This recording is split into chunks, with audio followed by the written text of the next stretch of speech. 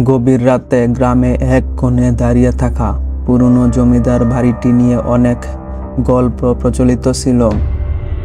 কেউ বলতো এখানে নাকি অশরীরীরা ঘোরাফেরা করে, আবার কেউ বলতো রাত 12টার পর বাড়ির ভেতরে থেকে এক কান্নার শব্দ শোনা যায়। কিন্তু এসব গল্প কুসংস্কার ভেবে অনেকে উড়িয়ে দিয়েছিল। রাফি শহরে থেকে গ্রামে এসেছে দাদুর পুরনো বাড়ি বিক্রি করার জন্য। জমিদার বাড়িটি ছিল তার দাদার সম্পত্তি। গ্রামের লোকেরা তাকে বারবার সাবধান করেছিল, ওই বাড়িতে রাত কাটিও না। কিন্তু রাফি এসব বিশ্বাস করত না।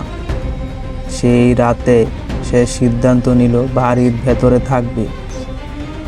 পুরনো কাঠের দরজা খুললেই কেমন এক ঠান্ডা বাতাস তার গায়ে লাগলো, যেন কেউ নিঃশ্বাস ফেলছে তার ঘাড়ের কাছে।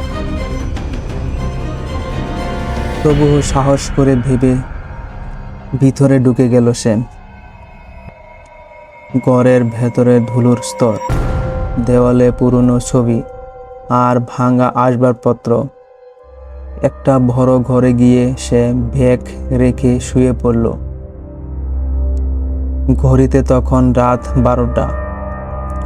হঠাৎ করে এক অদ্ভুত শব্দ তার ঘুম ভেঙে গেল। মনে হলো কেউ যেন কাঁদছে, খুব ধীরে ধীরে, খুব করুণ। রাফি উঠে বসলো। শব্দটি আসলো পাশের ঘর থেকে।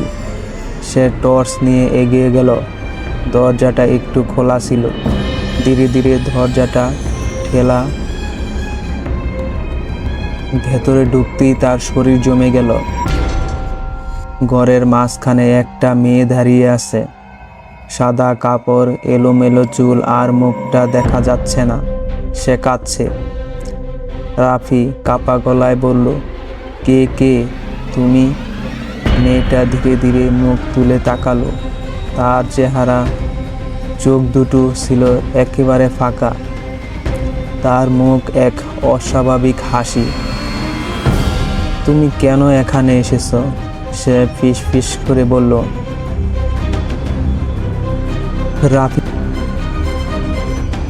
রাফি পেঁচাতে লাগলো। হঠাৎ দরজাটা জোরে বন্ধ হয়ে গেল।